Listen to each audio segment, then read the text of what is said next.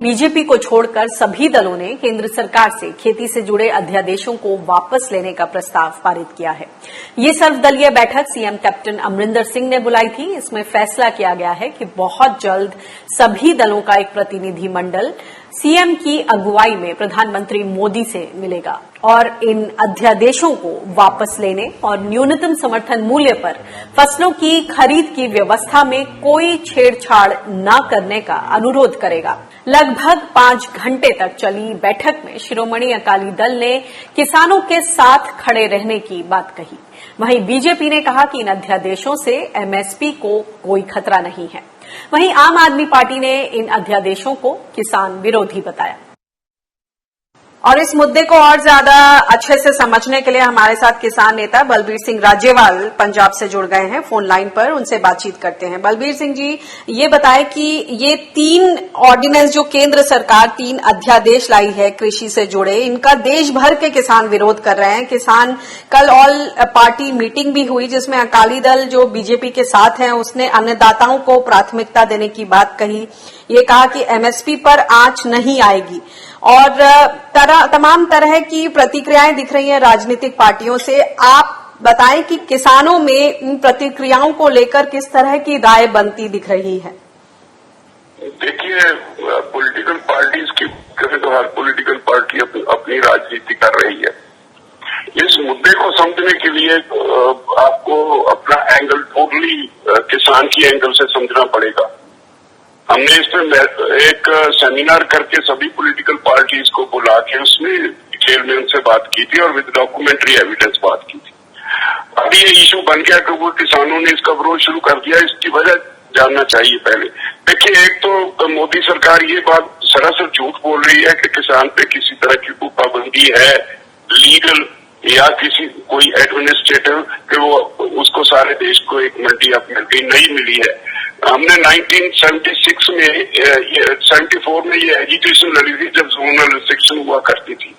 उसके बाद 1976 में पंजाब हरियाणा हाई कोर्ट ने हमारे हक में फैसला दे दिया कि आप किसान को ना तो स्टॉकिस्ट कह सकते हैं, ना उस पर कोई आप पाबंदी लगा सकते हैं। वो मिट्टी से मिट्टी होके पैदा करता है, उसको उसके लिए कोई पाबंदी नहीं लगाई जा सकती। वो अपनी प्रोड्यूस कहीं भी जाके देश में किसी भी कोने में बेच सकता है। 1977 जब जनता पार्टी की गवर्नमेंट आई तो पहला पार्लियामेंट ने अनाउंस ये कहा कि सारे देश का एक जोन होगा। उसके बाद एक को भी किसी ने पाबंदी नहीं लगाई। का मक्का यहाँ आके पंजाब में बिकता रहा है। जब आ जाता तो पंजाब की मंडी में रेट गिर जाते हैं और बिहार से यहाँ धान आके बिका है, यूपी से आके आमतौर पे बिकता है। और हमारे लोग जो है जो किन्नू पैदा करते हुए पंजाब से कलकत्ता जाते हैं, कोई पाबंदी नहीं। और बिहार महाराष्ट्र से ये संतरा, अंगूर, प्याज, ये केला, ये सारे देश में बिकता है, कोई पाबंदी नहीं। पंजाब, हरियाणा, हिमाचल, जम्मू कश्मीर, ये सारे किसान अपनी जो प्रोड्यूस है, चाहे फल है, सब्जी है, दिल्ली तक उनकी पहुंच है, दिल्ली की आजाद मंडी में बेचते, कोई पाबंदी नहीं। तो ये एक तो उन्होंने झूठ बोला कि उन्होंने ये कोई नया काम किया है।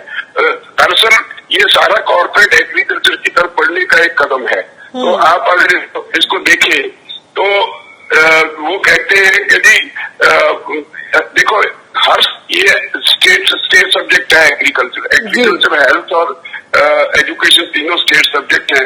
मैंने अपने चीफ मिनिस्टर को कोई 20 दिन पहले एक चिट्ठी लिखी कि यहाँ पंजाब में सारी, चाहे किसी कोई पॉलिटिकल पार्टी रही हो, इतनी कमजोर रही सरकारें, एक एक करके अपने अधिकार छोड़ते चले गए, भारत सरकार को सौंपते चले गए।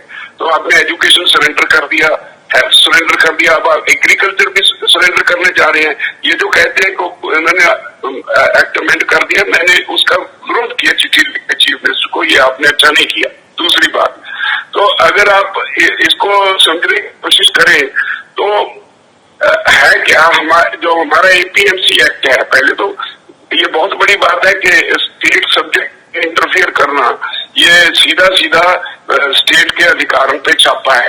इसमें इन्होंने जो बादल जी हैं वो उनको हमने ये सुनते ये कहते सुना कि अमरिंदर सिंह तो पहले ही 2017 में स्टेट एपीएमसी एक्ट में बदलाव कर चुके हैं। इसमें कितनी सच्चाई है? वह न्याय कर दिया है उन्होंने, इसमें कोई दो राय नहीं, उन्होंने कर दिया है। जो वो भी मैंने ही निकाल के दिया था उनको। अब वो बात कर, पहले वो नहीं बोले क्योंकि उनके पास और कुछ कहने के लिए नहीं है। वो वहाँ एक कुर्सी पे बैठे, उसके लिए ही पंजाब के किसानों के जो हित हैं उनको वो बेचना चाहते हैं वहाँ भारत सरकार के पास एक कुर्सी के लिए। मैंने बोल दिया उनको, पर्सनली मिलकर भी बोल दिया सुखबीर बादल को। और असलियत ये है कि ये स्टेट सब्जेक्ट है, इसमें दखल देना सरासर कॉन्स्टिट्यूशन के खिलाफ है। दूसरी बात, we have the best marketing system in the world ji. और पंजाब और हरियाणा ने सारा इंफ्रास्ट्रक्चर डेवलप किया। हमने बहुत बार डिमांड की कि ऐसा ही अगर बाकी स्टेट्स में हो जाए तो किसान का शोषण बंद हो जाएगा। देखिए, FCI is the nodal agency, they purchase for the central pool, और उसकी सपोर्ट के लिए यहाँ पंजाब ने Markfed, Pungrain, warehousing corporation, ये सारी एजेंसियां खड़ी की हैं। जब भी प्रोक्योरमेंट होती है तो सारे अपना अपना शेयर प्रोक्योर करके धीरे धीरे ट्रांसफर करते हैं स्टॉक एफसीआई को, और वो सारा सेंट्रल पूल चला जाता है और कोई किसानों को दिक्कत नहीं होती, पूरे का पूरा एमएसपी पे बिकता है। तो ये बताएं सर कि इसमें फिर दिक्कत वाली बातें कि एफसीआई इतने कर्ज के बोझ तले है और एमएसपी को हम धीरे धीरे फेज आउट करेंगे।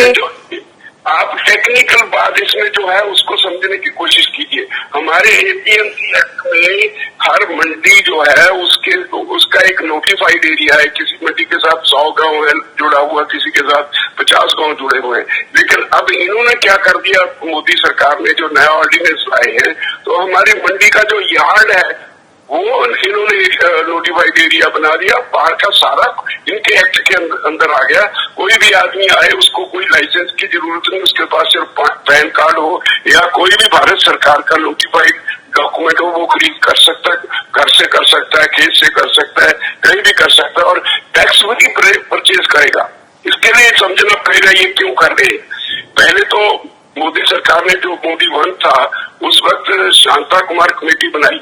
उसने अपनी रिपोर्ट में लिखा कि एफसीआई को डिसबैंड कर दो। डिसबैंड करने के माने हैं कि अगर एफसीआई डिसबैंड करेगी तो इसका मतलब यह है कि सरकार सेंट्रल पूल में अनाज खरीदना बंद कर देगी।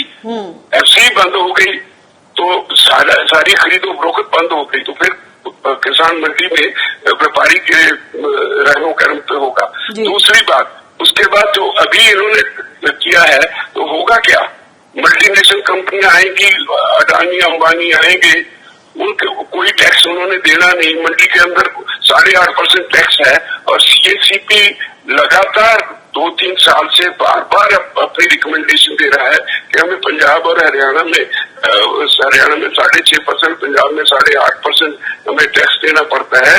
इसे अवॉइड करो, हमें स्टोरेज कॉस्ट पड़ती है, हमें फाइनेंस बहुत अरेंज करना पड़ता है। ये सरकार का काम नहीं।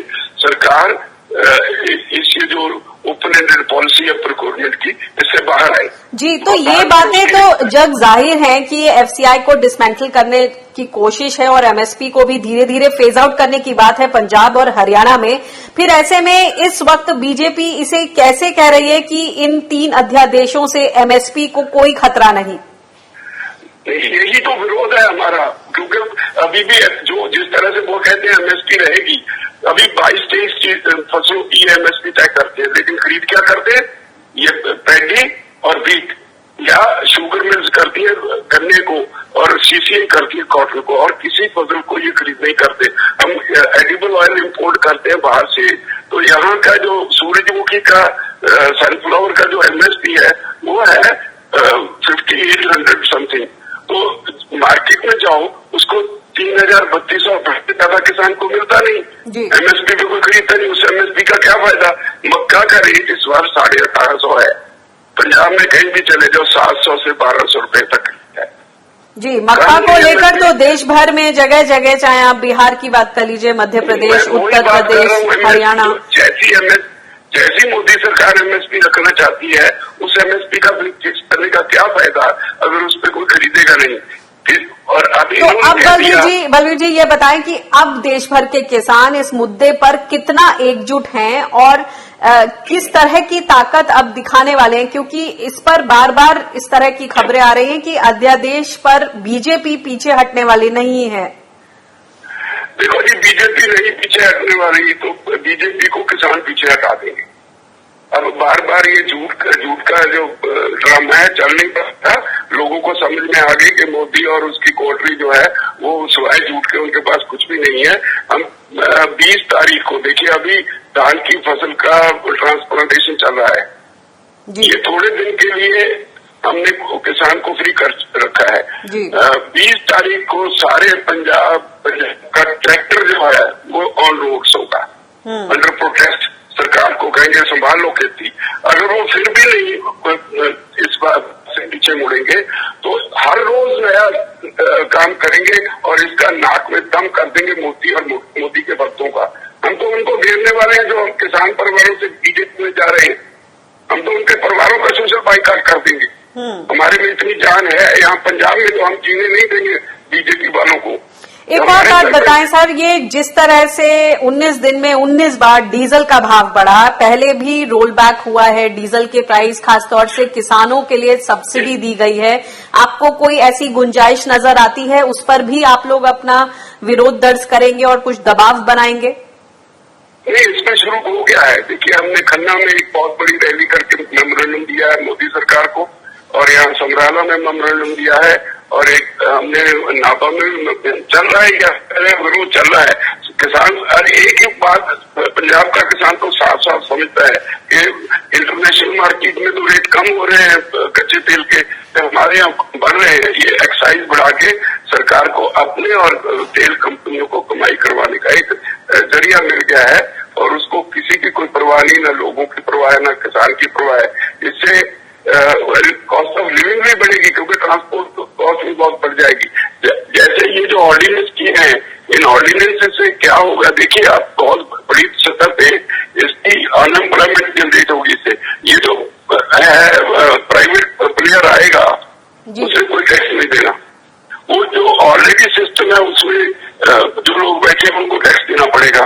तो वो कह देगा 8.5% टैक्स देते, वो कह देगा % में ऑफर करता हूँ किसान को।